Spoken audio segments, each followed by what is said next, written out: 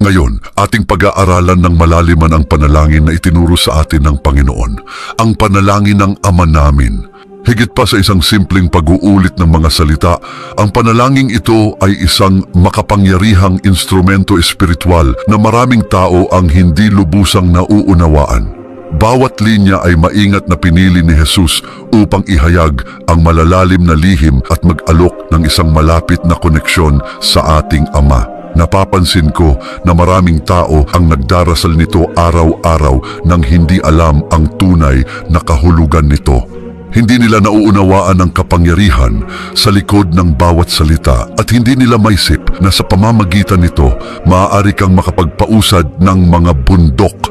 Kaya't halina't sumama sa akin sa kamangha-manghang pag-aaral na ito. Tingnan muna natin ang isang panahon kung saan ang pang-araw-araw na buhay ng mga Hudyo ay lubos na nakatuon sa batas ni Moses. Gayunpaman, sa panahon ni Jesus, ang pagsasanay ng panalangin ay naging sa maraming pagkakataon isang ritualistikong gawain at formal na seremonya. Ang mga Pariseo halimbawa ay kilala sa kanilang mahahabang at mapagmalaking panalangin sa publiko, naghahanap ng pagkilala at paghanga mula sa iba.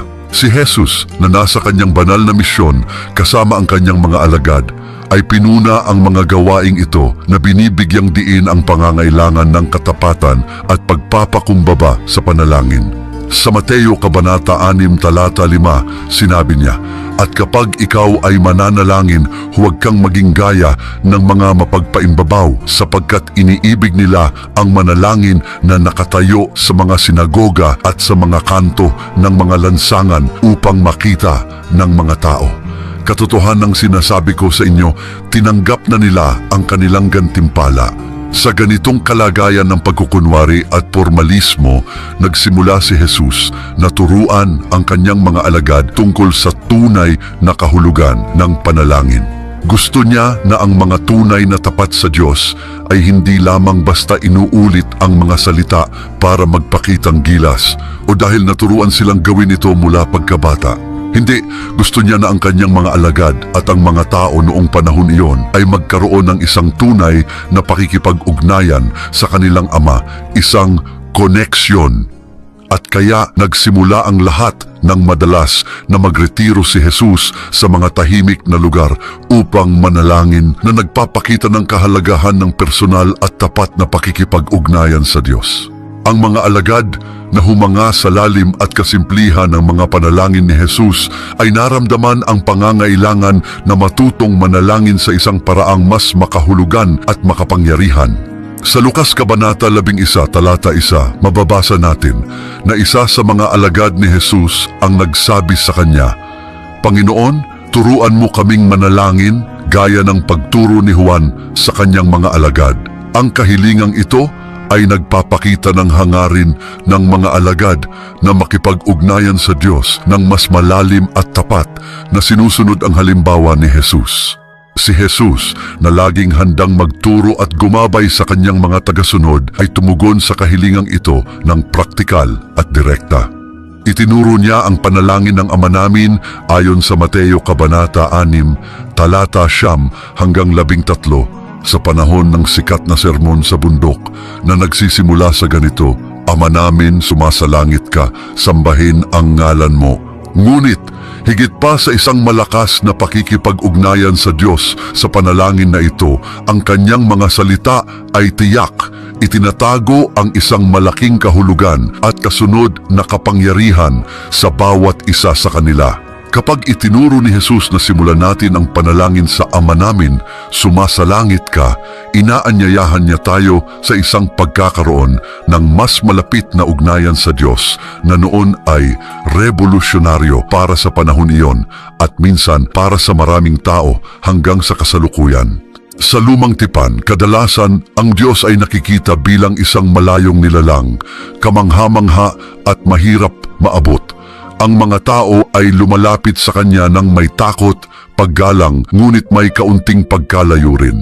Alalahanin natin halimbawa kung paano nakita ng mga tao ng Israel si Moses na umaakyat sa bundok ng Sinai upang makipag-usap sa Diyos habang sila ay nanatili sa paanan ng bundok puno ng takot tulad ng ipinapakita sa Exodo Kabanata 19, talata 12. Ngayon, inaanyayahan tayo ni Jesus na makita ang Diyos bilang isang taong maaari mong lapitan sa anumang sitwasyon, maging para humingi ng tulong, payo o simpleng para makasama. Gusto niya na makita natin ang Diyos bilang isang taong malapit sa atin, tulad ng isang ama na maaari mong pagkatiwalaan, kausapin, isang taong laging nandyan para sa atin kahit saan man tayo naroroon, anuman ang nagawa natin o kung sino tayo. Ang susunod na bahagi, sambahin ang ngalan mo, ay nag-aanyaya sa atin na pag-isipan ang ating pananagutan. Sa mga kasulatan, malinaw na ipinahayag ng Diyos ang kahalagahan ng paggalang sa kanyang pangalan. Sa Exodo Kabanata 20, talata 7, mababasa natin, "Huwag mong babanggitin ang pangalan ng Panginoon mong Diyos sa walang kabuluhan." Sa pagsasabi ng talatang ito, tayo ay nagtataglay ng isang pananagutan. Sinasabi natin, Diyos, nais kong mabuhay sa paraang nagpapakita sa mundo kung sino ka. Gusto ko na ang aking buhay, aking mga salita, aking mga gawa, lahat, absolutong lahat ay magpakita ng iyong pag-ibig, iyong biyaya at iyong awa. Para bang nagtatatag tayo ng isang kasunduan sa sandaling iyon ng panalangin na ang ating buhay ay magiging isang salamin ng kung sino ang Diyos. At higit pa, binabago nito ng lubos ang ating pananaw sa panalangin. Alam mo ba, sa halip na magsimula tayo sa paghingi, nagsisimula tayo sa pag-aalay. Iniaalay natin ang ating paggalang, ang ating pagsamba, para bang sinasabi natin, bago ang anumang bagay Diyos, bago ko pag-usapan ang aking mga pangangailangan at kagustuhan, nais kong ikaw ay maparangalan, nais ko na ang iyong pangalan ay sambahin, parangalan at mahalin sa lahat ng dako. Pagpapatuloy, dumating nawa ang iyong kaharian. Kapag sinabi ni Jesus, dumating nawa ang iyong kaharian, ipinapahayag niya na ang kaharian ng Diyos ay hindi lamang isang pangakong malayo, kundi isang kasalukuyang katotohanan na nagsimula sa kanyang pagdating. Sinabi niya sa Ebanghelyo ni Marcos, Kabanata 1, talata 15, naganap na ang panahon at malapit na ang kaharian ng Diyos. Magsisi kayo at manampalataya sa Ebanghelyo. Ano ang ibig sabihin ng paghingi ng dumating nawa ang iyong kaharian? Sa katunayan, humihiling tayo ng ganap na pagpapakita ng kaharian ng Diyos sa ating buhay at sa lipunan. Ipinapahayag nito ang isang malalim na pagnanais na makita ang mga halaga ng kaharian, katarungan, kapayapaan, pag-ibig at habag na mabuhay at maranasan sa ating araw-araw na buhay. Sa ating panalangin, tayo ay nagpapasya na maging mga ahente ng pagbabagong ito. Halimbawa, isipin ang parabola ng mabuting Samaritano na matatagpuan sa Lucas. Dito, inilalarawan ni Jesus kung ano ang ibig sabihin ng mabuhay ayon sa mga halaga ng kaharian ng Diyos. Ang Samaritano na tinuturing na mababa ng lipunan ng mga Hudyo ay nagpapakita ng pag-ibig at habag sa pagtulong sa isang lalaking sugatan sa tabi ng daan. Hindi alintana ang mga prehudisyo o panlipunang hadlang. Kapag tayo ay nananalangin ng dumating nawa ang iyong kaharian, hinihiling natin na maging tulad ng mabuting Samaritano na kumikilos ng may awa at katarungan sa lahat ng ating pakikipag-ugnayan. Pagpapatuloy, mangyari ang iyong kalooban dito sa lupa gaya ng sa langit. Kinikilala ko na ang susunod na talata ay maaaring isa sa pinakamahirap para sa maraming tao. Ang pariralang ito ay isang pahayag ng pagpapasakop sa kalooban ng Diyos na hindi palaging madali para sa atin, ngunit ito ay kinakailangan. Upang higit na maunawaan ito, tingnan natin ang halimbawa ni Jesus sa halamanan ng Getsemani. Sa Mateo Kabanata 26, talata 39, nananalangin si Jesus, Ama ko, kung maaari, ilayo mo sa akin ang sarong ito. Gayunman, hindi ayon sa aking kalooban, kundi ayon sa iyong kalooban. Dito, nahaharap si Jesus sa nalalapit niyang pagpapako sa krus at kahit sa harap ng napakalaking pagdurusa, iniaalay niya ang kanyang kalooban sa Ama. Ito ang tuktok ng ibig sabihin ng paghingi na mangyari ang kalooban ng Diyos. Ang pagtitiwala na ang mga plano ng Diyos, kahit mahirap maunawaan, ay palaging ang pinakamabuti sapagkat kilala niya tayo ng higit pa sa sinuman. Ilang beses ka na bang gumawa ng isang bagay na sa palagay mo ay magiging mabuti para sa iyo, ngunit sa huli ay hindi pala? Kilala ng Diyos ang puso ng bawat isa sa atin. Alam niya kung ano ang mabuti, kung ano ang masama. Alam niya ang lahat ng bagay. Sa pag-a-apply nito sa ating mga buhay, ang paghingi na mangyari ang kalooban ng Diyos ay nangangahulugang pagtitiwala sa Diyos sa lahat ng sitwasyon. Ito ay paniniwala na Siya ay may mas malaking plano kahit na tayo ay nakararanas ng mga pagsubok o hamon. Susunod, bigyan mo kami ngayon ng aming kakanin sa araw-araw. Sa Exodo, Kabanata 16, mga talata 4 at 5, sinabi ng Diyos kay Moises, "Narito, ako'y magpapaulan ng tinapay mula sa langit para sa inyo at lalabas ang mga tao at mamumulot araw-araw ng kakailanganin sa araw-araw upang sila'y aking masubok, kung lalakad sila sa aking kautusan o hindi." Ang tinapay na ito mula sa langit, nakilala bilang mana, ay isang malinaw na pagpapakita ng kung paano pinangangalagaan ng Diyos ang kanyang bayan, tinutugunan ang kanilang pang-araw-araw na pangangailangan. Ang pang-araw-araw na probisyon ng mana ay nagturo sa mga Israelita na magtiwala sa Diyos sa bawat bagong araw. Alam na Siya ay tapat sa pagtugon sa kanilang mga pangangailangan. Sa parehong paraan, kapag nananalangin tayo ng "Bigyan mo kami ngayon ng aming kakanin sa araw-araw," kinikilala natin ang ating kabuuang pagdepende sa Diyos para sa lahat ng ating kailangan. Sinasabi natin na kailangan natin Siya para sa lahat, para sa lakas na kailangan upang harapin ang araw, para sa pagkain na inilalagay natin sa mesa, para sa kapayapaan sa puso na Siya lamang ang makakapagbigay, at para sa lahat sa ating buhay. Ngayon muli, isang talata na mahirap para sa marami. Patawarin mo kami sa aming mga pagkakautang gaya ng pagpapatawad namin sa mga nagkakautang sa amin.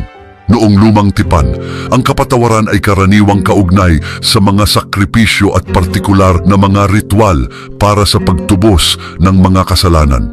Ang batas ni Moses ay naglalarawan kung paano dapat maghandog ang mga Israelita ng mga sakripisyo upang makamit ang kapatawaran ng Diyos. Sa Levitiko, Kabanata 16, makikita natin ang paglalarawan ng Araw ng Pagtubos, isa sa pinakamahalagang bahagi ng kalendaryong Hudyo kung saan ang mataas na pari ay nagsasagawa ng taunang sakripisyo upang matubos ang mga kasalanan ng bayan.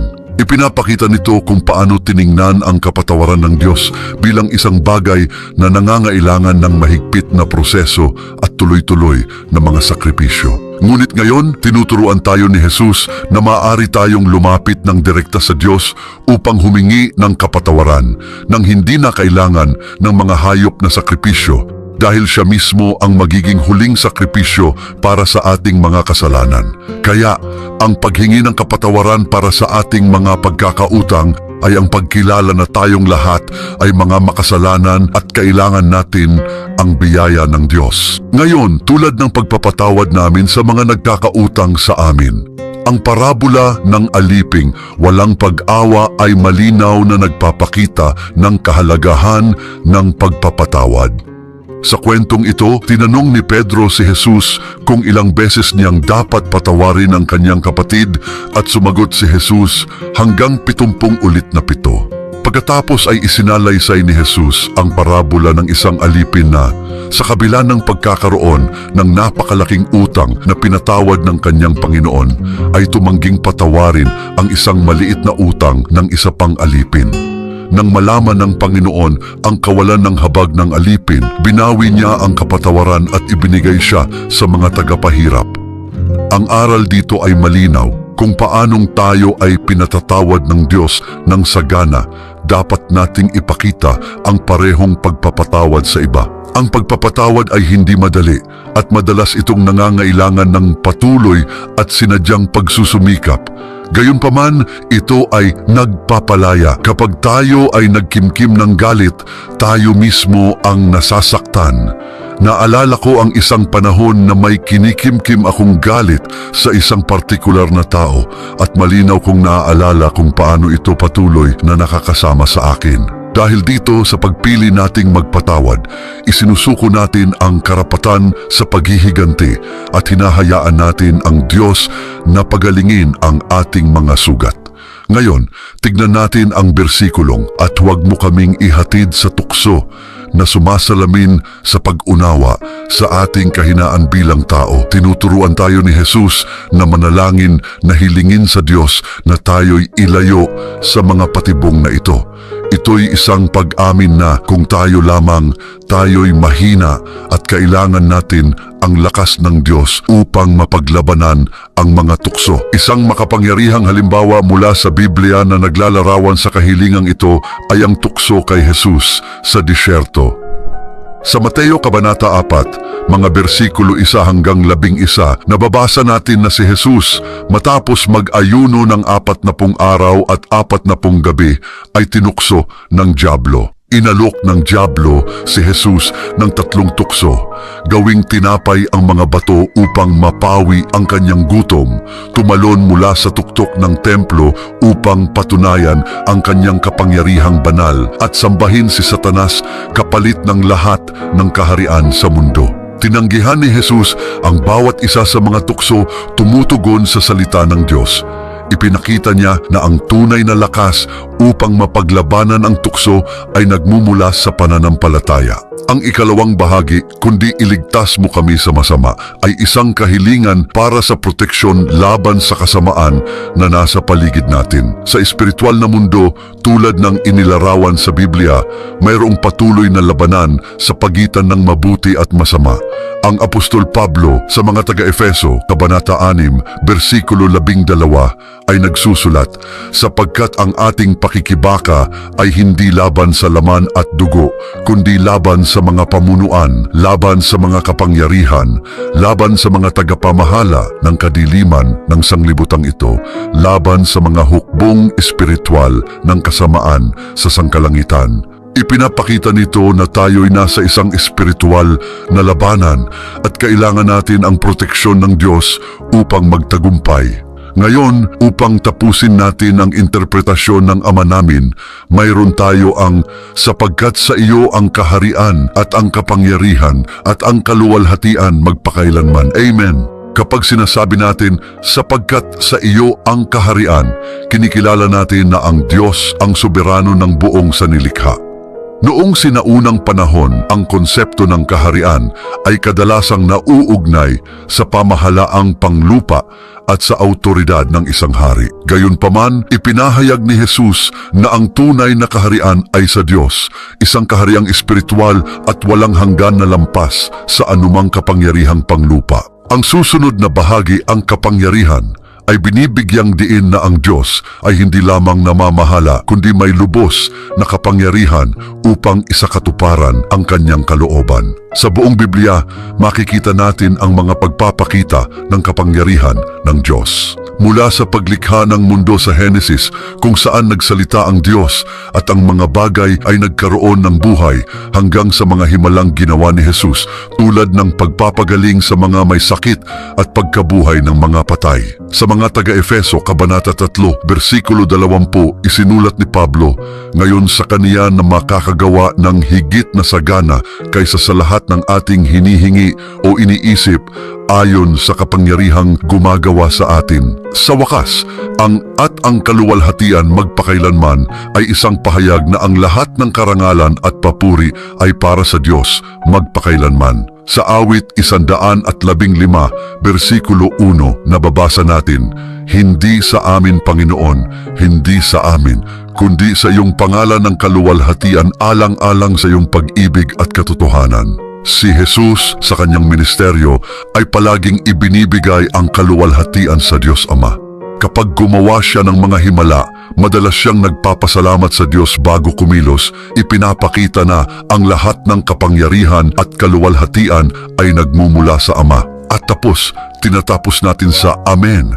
Ang salitang ito na nagmula sa Hebreo ay nangangahulugang naway maganap o katotohanan. Ito ay isang pahayag ng pananampalataya at pagsang-ayon sa lahat ng sinabi. Sa pahayag, Kabanata 22, versikulo 20, natatagpuan natin ang huling pagpapahayag ng pagtitiwala. Ang nagpapatotoo sa mga bagay na ito ay nagsasabi, "Oo, ako'y madaling darating. Amen." Halika, Panginoong Jesus.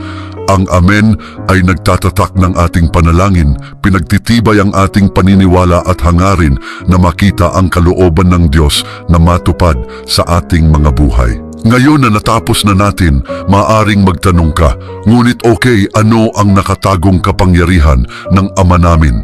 Ang kapangyarihan ay nasa bawat salita, sa bawat malalim na kahulugan na ating tinalakay. Ang bawat parirala ng panalangin ito ay isang susi na nagbubukas ng mga pinto para sa isang mas malalim na pagkaunawa ng ating relasyon sa Diyos. Nagkakabit sa atin sa Kanyang kaharian, pinupuno tayo ng Kanyang kapayapaan at pinapalakas tayo ng Kanyang lakas. Kapag nanalangin tayo ng tapat na puso, pinahihintulutan natin ang makapangyarihang panalangin ito na baguhin ang ating mga buhay. Hindi mo batid ang kapangyarihan na mayroon ka sa pagbigkas ng panalangin ito ng may pananampalataya. I-click ang video na lumilitaw sa iyong screen para ipagpatuloy ang panunood at pag-aaral ng higit pa tungkol sa banal na kasulatan. Magkita tayo sa susunod. Hanggang sa muli, pagpalaan ka ng Diyos.